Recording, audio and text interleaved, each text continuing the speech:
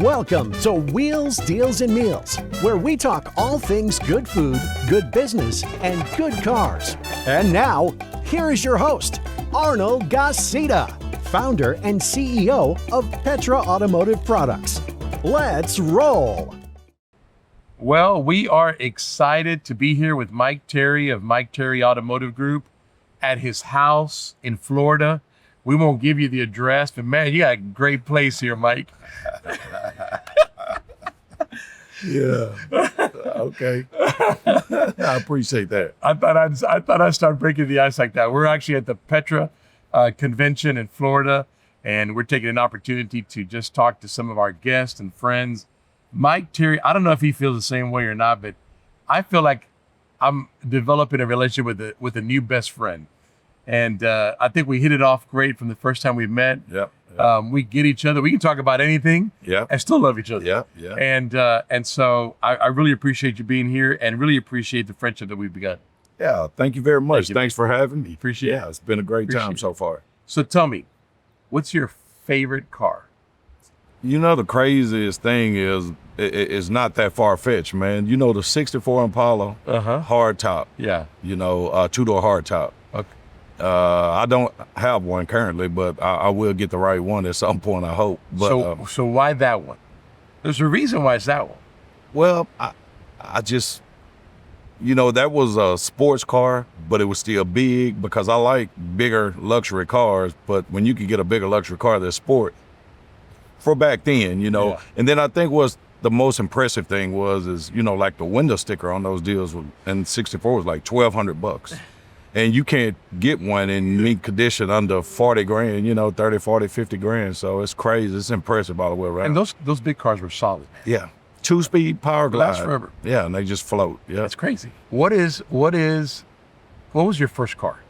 My first car, my uncle actually gave me a 78 Cadillac Sedan DeVille. That's when they were longer, of course. Yeah. That's a cool riding car. Yep.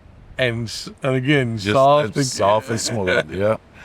Of all the places you've traveled that you have gone to, what's your favorite? Man, I just love Florida, period, man. Hanging out at Fort Lauderdale or whether I'm in Miami, South Beach. I mean, just the weather is always amazing year round. You know, in the wintertime, you look up, it's, you know, 20, 30 degrees outside. Pull Miami up and it's like 70 degrees, 75 on the warm and side. on the beach, and you got that little wind kicking Yeah, on. It's nice. It's always relaxing. It's nice. Of all the places you have not gone to, so bucket list, what is a place you really want to go to? I want to go to Italy, you know. I want to go to, there's several places I like to go, Dubai, you know, but every time I look at the flight, the 16 hours, the 13 hours, I think the farthest I've ever flown is like 4 hours. And it just like, it's, you know, I love 2-hour flights. That's it. Yeah. It's listen, I do them all the time. You know, I just got back from Vietnam. It is, you got to be mentally ready for this thing. Yeah. But we do a show called Auto Mechanica in Dubai. Here you go with this. Okay. I mean, there's no way around the 16-hour flight. Yeah. Well, I mean, and we can show you Dubai. We go there every year now. You know, it's a fun place. Although I will tell you this, and Dubai is an incredible place. Having said that, so many other places that are closer. Yeah. That are incredible. Yeah. You know what I mean?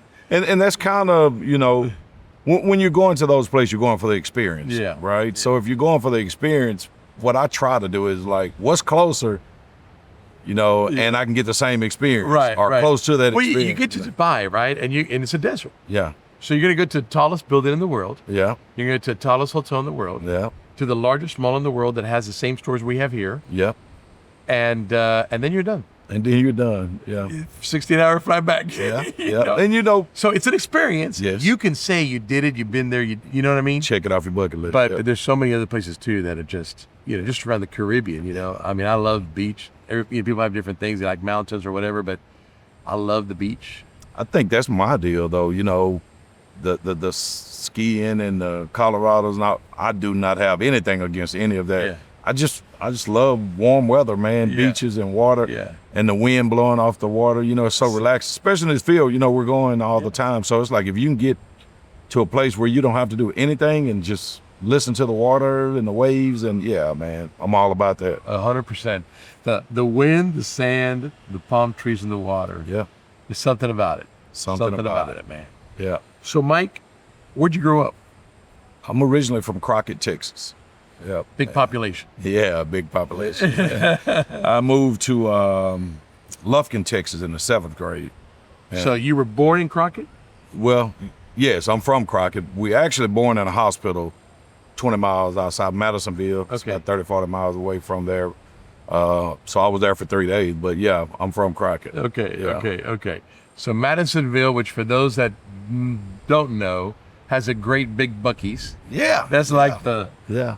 It's crazy. It made a staple, man. I remember when they said they were going to put that there. I was like, that's really nice for that. Yeah. You know, it's off the interstate. So it's a it destination. works, yeah. It's a destination. for sure. All right, so you moved to Crockett, and then you go to elementary No, I was school. from Crockett. Oh, you're from Crockett. Yeah. Sorry, born in Madison, but in Madisonville, but came back to Crockett.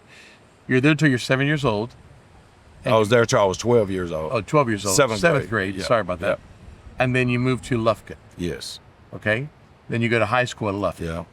Okay. Stayed there all your life. No, I actually started working for Texas Department of Criminal Justice. Okay. You know, when I was 22. Did you go to college? I have a little bit of online college. Okay. Yeah, my college was in the field, hands on. That's right. The real college. Yeah. Listen, I'm not knocking college. No, man. College yeah. is important and needed. But I'm with you. I went to one semester, and the professor said, when you guys get your diploma, what people will know is that you know how to read and write. I Yes. thought, wow, this is a waste of time. I got to go do something. Yeah. Yeah. You know, not for everybody, Yeah. right? But I'm there with you. Yeah, but I learned in mean, the hard school of Knox. Well, one of the biggest things that I can respect a college degree on is it shows that you can complete something. Yeah. You know, so you Finish can a task. you can finish a task. So that's always a great thing. But I think it's a high percentage. I don't know the exact percentage. It's like 70, 80% of the people that go to college to get a degree, their career is in a different field. So I mean, I don't think at that age you really know what you want to do with your life. Right. And for so long, it's kind of just been the process. You graduate, you have to go to college. Do you know what you want to do? Nope, it don't matter. But they're But you have to forcing go you to for a college. 4-year college and get in debt if you don't have the And get money. it. Yep. Yep. So okay, so you're growing up in Lufkin, and at 22 you get a job with the corrections department. But what happens in between? Like when you graduated high school, what was your first job? Sonic. Sonic Burgers. Yep. Yep. And believe it or not, I was working there when the brown bag special came out. Brown bag special was like, I want to say it was $3.99, 2 burgers, 2 fries, 2 drinks, and I could just remember preparing for that month that we did brown bag. It was crazy. But yeah, I worked at the Sonic. When I was in high school, there was a Sonic next to us. So we wouldn't go to the cafeteria. We'd sneak out just about every day. Yeah. And we go to Sonic and we buy the burger. We'd buy the Yeah. foot-long Yeah. chili cheese. I mean, you know, it's a wonder I'm alive, man. Yeah, they were popular more for what the slush and the all the fun drinks. and Right, stuff, right. yeah. Okay, so how did you land the job? Obviously, the corrections job was your big first kind of Yeah, that's the first big job. Yeah, yeah. How'd you get that? Well, my dad's actually at the time. My dad was a warden, so he had already at that point. I don't know if he had probably 20, 25 years already done before I started. He started this career at a very young age as well. But so I started through that process, got me put on, and I went to work at 22, and I was there for right there 16 years, 15 and a half years. Wow. So you stayed with him almost 16 years. Well, I stayed not with him, but in yeah, the program. prison, yeah. And then what'd you do after that? Well, I have one son. My son, I only have one son. He's the oldest. He went off to college, full athletic scholarship. So it's like, okay, nowhere is there, right? They're taking care of him. He's getting stipend, all this. Still sending him, $500-600 here and there, and it's like, man, I just don't have the money, to sustain that with 3 girls entering high school, and in high school, college is up for them, and I won't be able to pay for it. So I had a real close family friend, it's like a cousin of mine, and he was in the automotive space, but he was he had worked for the prison system as well, but he went into the automotive space, and he was a finance manager, F&I manager, and he was like, man, you need to get into this, man, try it out. I think you'll like it. You can talk to people, gift a gab, all that good stuff. And I did. I applied and got the job, got trained up for 2 days and went to work. As a salesman? As a salesman. Selling cars. Selling cars. What was the dealer? Pelche, Enterprise there in Tyler, Texas. Really good, solid group, So Mike Terry gets his foot in the automotive industry. Yes, sir. So tell me about it. How was your first week?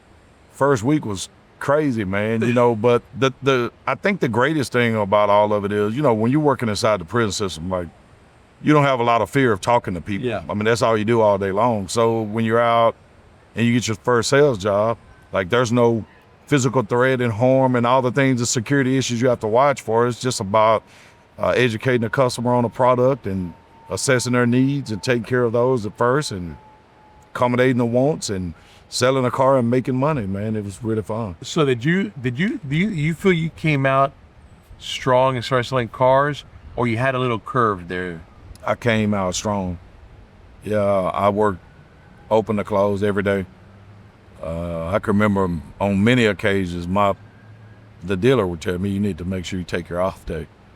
So 0 a.m. I was there, man. I mean, and I could have overdone it, maybe. I don't know. I was so locked in. I think anybody that's successful, of all these interviews I do, people that are successful, like you, we're all in. All in. There is no half-ass, right? It's just, we're in. Well, they say, the biggest thing that we learn is there is no backup. I am the backup. So if you're the backup, then, I mean, if you run on a battery and you don't have a spare battery, when that battery's dead, the spare battery is nothing for you, does nothing for you. So we don't have a backup, man. We are the backup, so we have to keep ourselves charged up. How long did you stay as a salesman before you got your next position? 9 months. So you were a salesman for 9 months, and then what happened? I made sales manager. Sales manager. Yes, sir. I made Okay. sales. How long you did sales manager, and then what? I was a sales manager for 6 months. 6 months. Yes, sir. So now we're about a year and a half into this. Now what's your third position? General sales manager. General sales manager. Yes, sir. All right. And how long that one? I was a general sales manager for a year and a half. Year and a half. Okay. And then? At that point, I was operating in a used car building, and I was promoting inside the used car building. Had never worked in a franchise dealership. So we got our franchise dealership got awarded a Subaru point there in Tyler. And this is the group that owned that used car. Okay. Yeah, he owned that used car.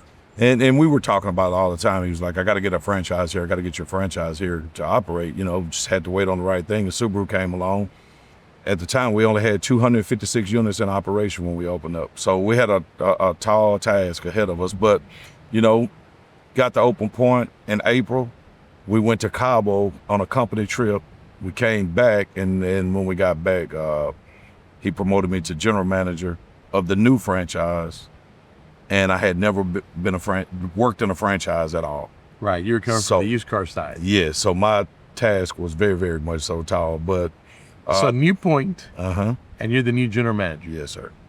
And the biggest thing I think. So he saw something in you. Yes, sir. Yes, sir. He did. Because he's not doing that. He's not taking those kind of risks. He knew that although maybe you didn't have the experience like a booklet about GM, there was something in you that he knew was the right guy. Yes, sir. And what happened? He would always use the phrase, Mike, you're a grown man. And for us, it's like, well, of course I'm a grown man. But, as I continue to grow, I see exactly what he meant by that, So I kind of played around, learned what I could learn. Subaru was new to our entire company. And then, of course, it was new for me. So I've played around with that for about a year, and then off to NADA school, dealer school, I went. And then it all aligned. Everything that I had been doing and the reasoning behind it, I was educated on it. And NAD is like the Harvard of the car business. Right, so right. You go there and get that done, you at least have all the full detail of a full operation of a dealership. Correct. So I came back and I was a GM for like 6 years at this point. I think it was 6 years. So you stayed as a GM of the Subaru store for 6 years. Yes. Then what? How old are you at this point? At this point, I am. I started in the car business at 38. So I'm like 41 years old when I make general manager. Wow. Yeah. And what a great story. Yeah. I just talked about this Friday night with some people. I said, I understand age is important, but people stop dreaming or achieving just because they think they're old or in retirement, right? Yes. So I found out that Colonel Sanders. Do you know when he started KFC? I read on that he was in his 50s. 65. 65. Retired. Yes. Thinking, what can I do next? Yeah. And he opens Kentucky Fried Chicken at 65. 5 years old. I remember reading. If somebody came to me at 65 and said, I'm thinking about opening a chicken franchise, we'd all go like, come on, man, you're crazy. Yeah. Right? Yeah. But at 65, he did it. You know when the Chick-fil-A guy opened his first store? When is His that? first Chick-fil-A store? How? 46. 46. Yeah. I think that's where the biggest opportunity is missed. Because you may think your destiny is set. Yes. Right? Like I was there 15 and a half years. Like, okay, my dad retired from here. I mean, that's my path. I'll retire, in this industry. And then, took the leap out on faith and changed the trajectory of your life and generations to come. Yes. Okay, so after the 6 years of GM, what's your next position? So after 9 years, 9 months, and 18 days, I bought my first store, Chevrolet Buick GMC store in Mahia, Texas. Yep. On your own? On my own, Are you freaking out? Are you excited more? I'm excited more, But you got a little... I'm a lot more optimistic. So like the fear piece didn't have a chance with all the optimism I had. I was excited. I was ready to go. And, I listened to Robert, the dealer that I was working for. That was one of his biggest things. He said, you only have one shot, Mike. If you don't make it work, you have to ask somebody for a job. So, if you keep that in the back of your mind, I got to make it happen. I have to make it happen. I have no choice. I have to make it happen. Then what happened? When did you buy your next one? So I bought that store, and then... so that store, you bought that store at what age? At that store, I've had it 5 years now, 47. I bought it at 47. Chick-fil-A guy. But like a month later, I turned 48. So wow. Right there at my 48, yeah. That's a great story. And then you bought the next one when? Bought the next one, and so I bought that store in October 2019. And then Team Chevrolet and Alice came along in February. It was actually brought to me in February.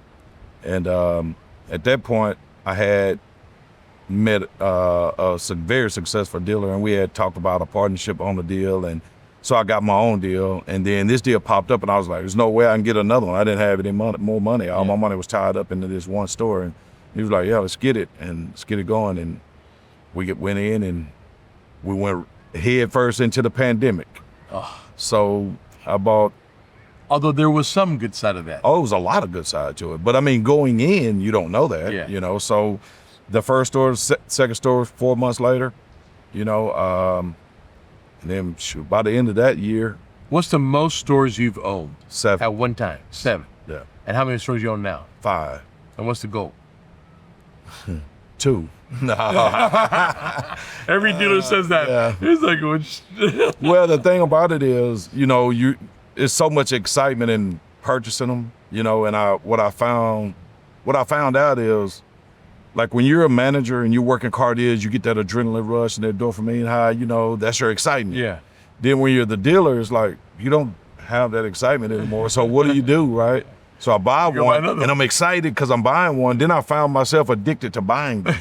So it's like, that's where I was getting my, my rush. In my house, like buying another one, Then it was like, whoa, hold on, you have all this stuff. And because I bought them so fast, you didn't have that culture established in all of them. You had them the most in the first 2 because you spent the most time with the smaller amount on this side. But as you got to get to 5, 6, 7 stores, it's like no culture is there. Yeah. You don't have the time to. And culture's important. It's super important. Super important. Once you set your guidelines, everybody want to know their boundaries. Yeah. When they know the boundaries, the guidelines, rules, regulations, and they play ball in that same court and move on. Wow. So you're gonna buy more.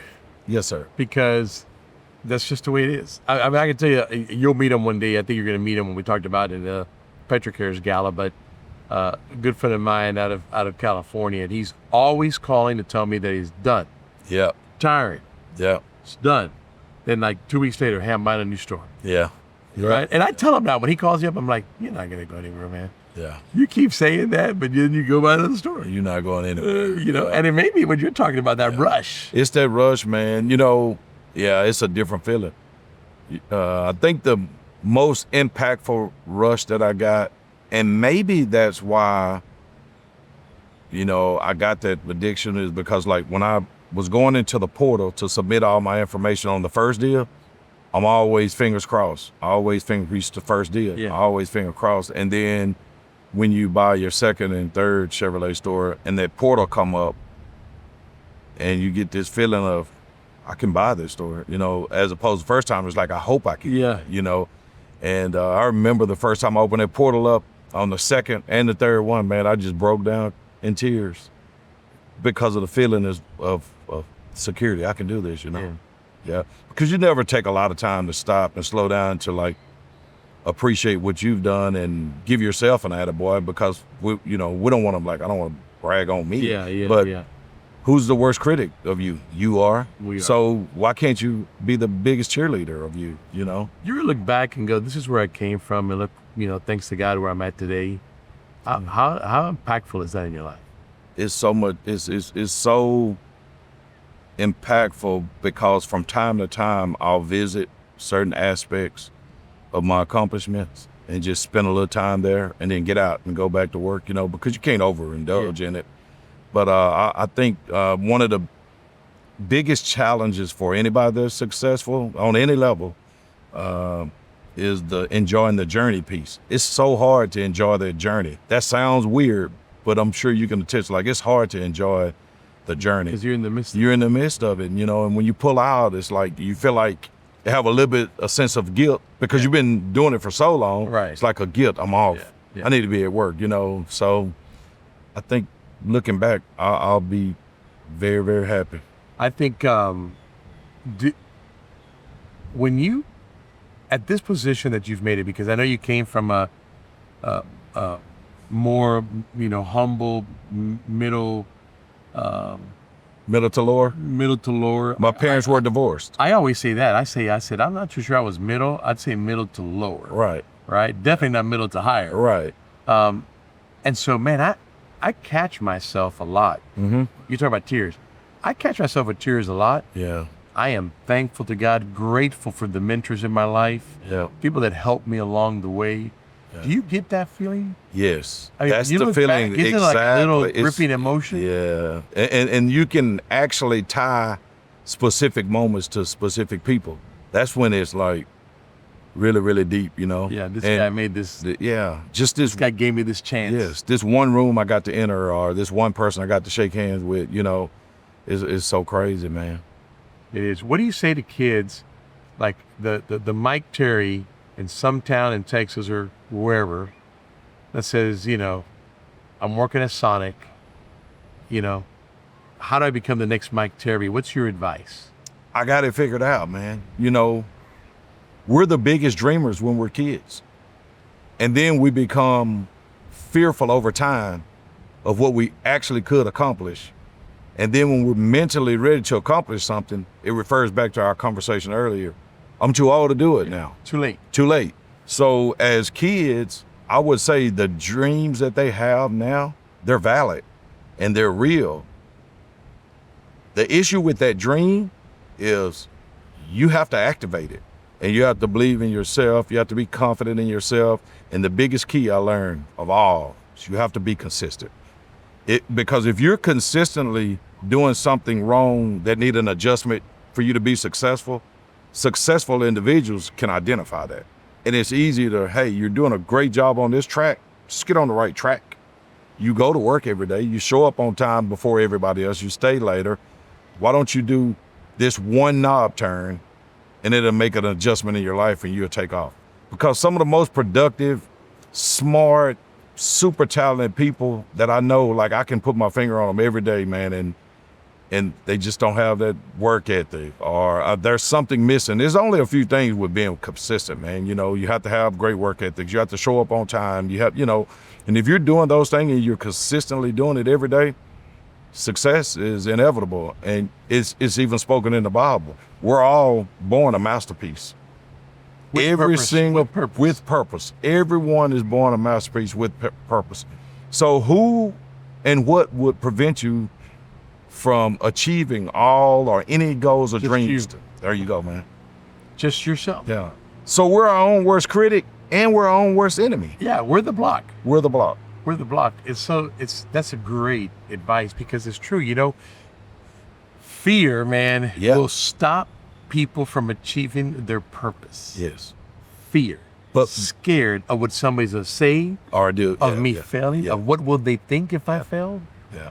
And they miss out on an opportunity to buy a dealership at 47 and get to where you're at today. Yes.